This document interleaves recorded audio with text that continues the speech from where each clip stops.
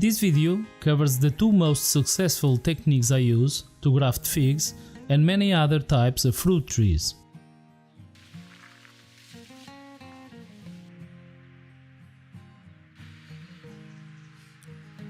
The most reliable grafting technique I use is whip and tongue. Start by selecting a 1-year-old scion of about the same diameter as the rootstock. Make a single bevel of identical length in both the scion and the rootstock. Check the cuts to see if both bevels have the same length. Cut a tongue at the same point in both the rootstock and the scion. Keep the depth of the cut under control with a gentle rocking motion. Secure the scion firmly and maintain a good control of the knife when doing the tongue on the scion. The depth of both tongues should be identical. If the scion doesn't cover the rootstock completely, place it to one side of the bevel. You can secure the graft using a rubber band.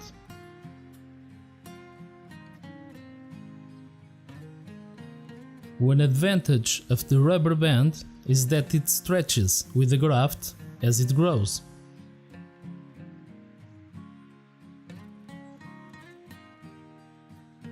Nevertheless, I prefer to use natural raffia as it allows a more firm contact and adjustment between scion and rootstock.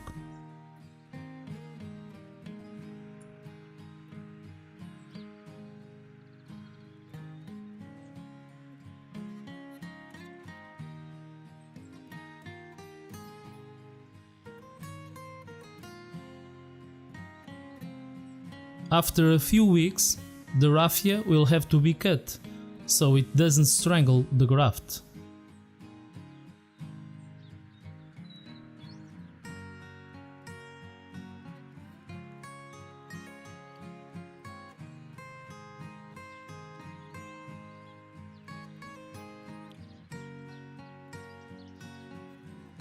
With more delicate scions, like with figs, I cover the graft and the scion with parafilm.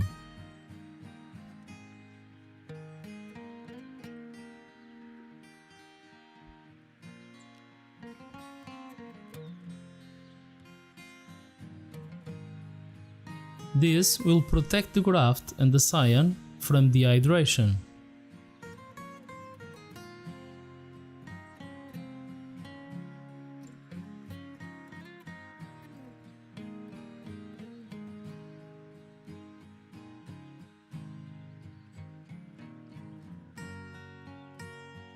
In late spring and summer, I always protect the graft from direct sun with aluminium foil. When the sap flow is strong, make a few shallow cuts below the graft to release pressure.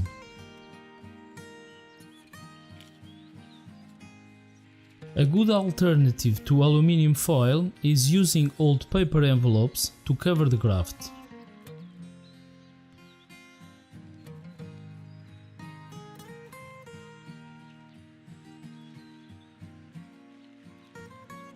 When grafting in early spring, a padded envelope works as a greenhouse and provides an extra layer of protection.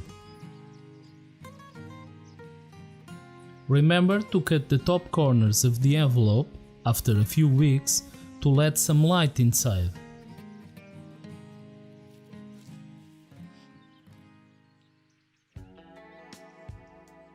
My second go-to technique is sheep budding. With this technique, I can remove several buds, increasing the number of grafts from one single scion. Select a well-developed bud and keep the chip in place until you use it to avoid dehydration. Remove all lower buds from the rootstock to avoid competition. Make a slot of the same length of the chip in the rootstock.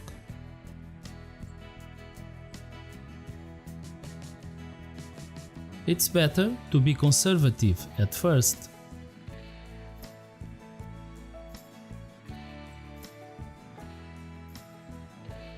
You can always make the slot longer, but not shorter.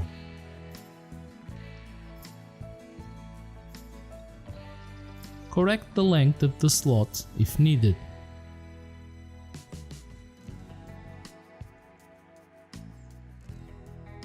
Place the chip so it crosses the cambium layer at least on one side of the slot.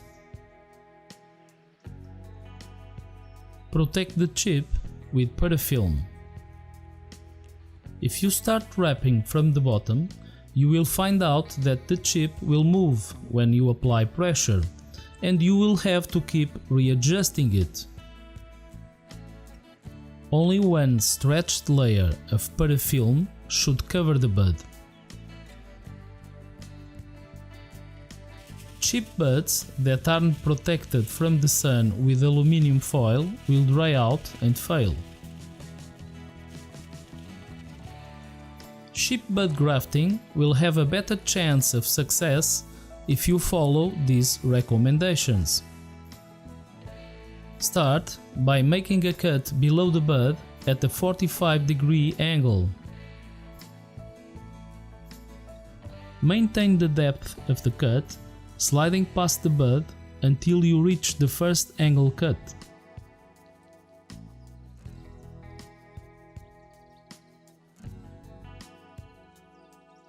Make an identical angle cut at a straight location in the rootstock.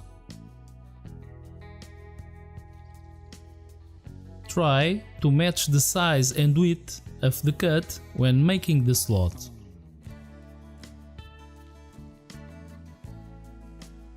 Adjust the chip firmly so it stays in place. The lower flap is an important cambium contact point. Always start wrapping the parafilm from the top of the chip so it doesn't move when you apply pressure.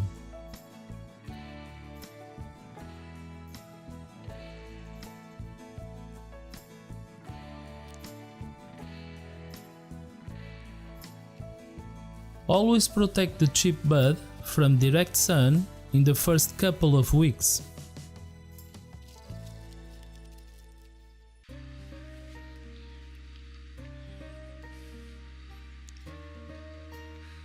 It's important to keep a good balance between branch growth and chip bud graft development.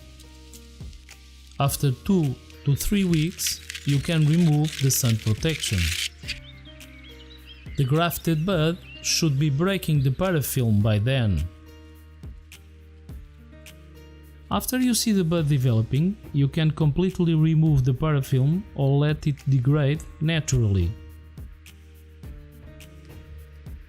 This graft shows a breaking bud and a good graft union. Start clipping the upper growth of the branch so the grafted bud starts to develop. Always leave 2 to 3 old buds above the graft until it has grown a few inches.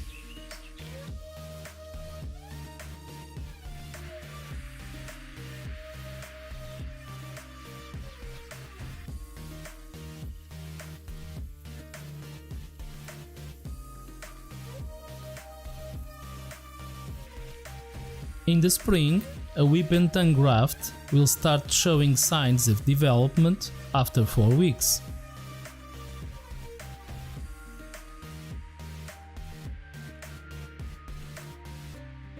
Even if there are no leaves, always remove the raffia and parafilm after a couple of months.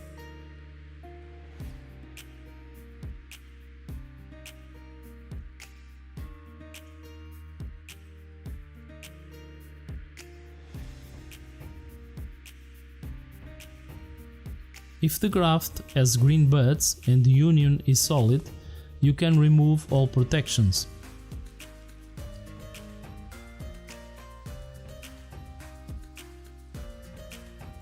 When using natural raffia, never forget to cut it or remove it after 6 to 8 weeks.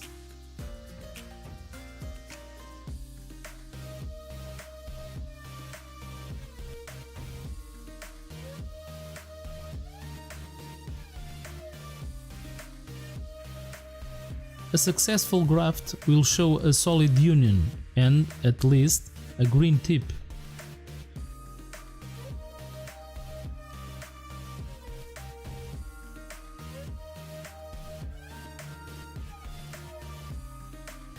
In windy areas, you might need to wrap or support the graft to avoid breakage.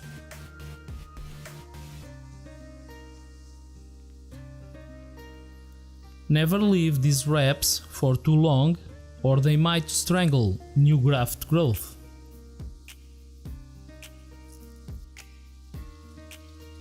When using envelopes to protect the grafts, be sure to open them after 2 to 3 weeks so new leaves can develop.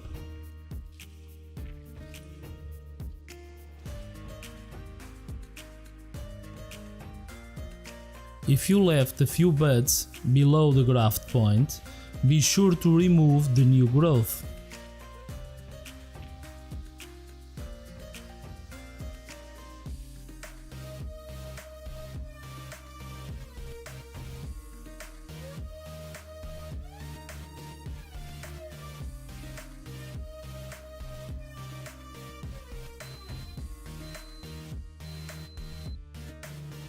Failure to remove rootstock growth might stop graft development due to competition.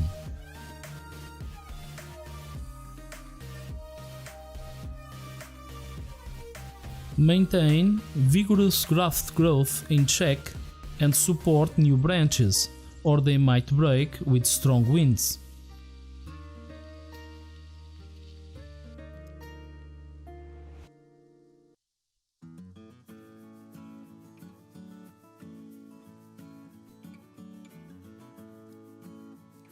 With interesting new varieties, you might be tempted to leave a few fruits in new developing grafts.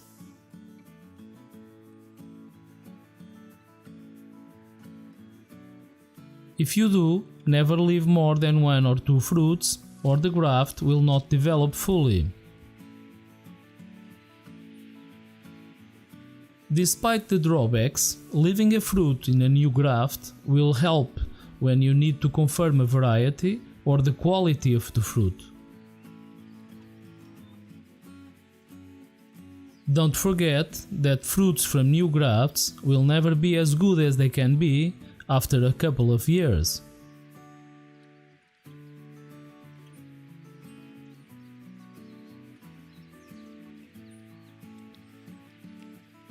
Whip grafts will have the fastest development and can reach several feet and produce new fruits in just 1 or 2 years.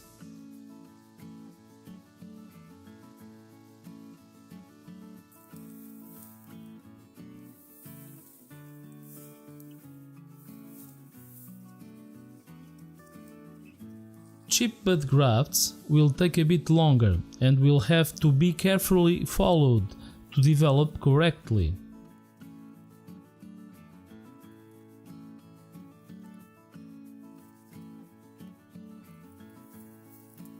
A single pruned old fig tree will produce new growth quickly, and these new branches can support several grafts from different varieties.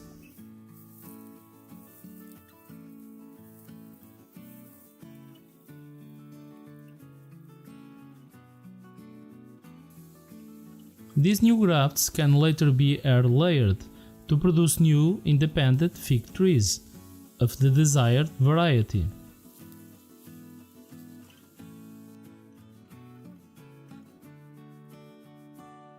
Thanks for watching.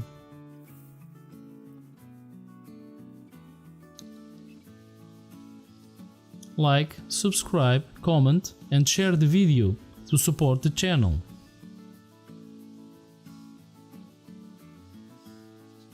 Leave me a comment if you would like me to make a video about the fig varieties I am growing.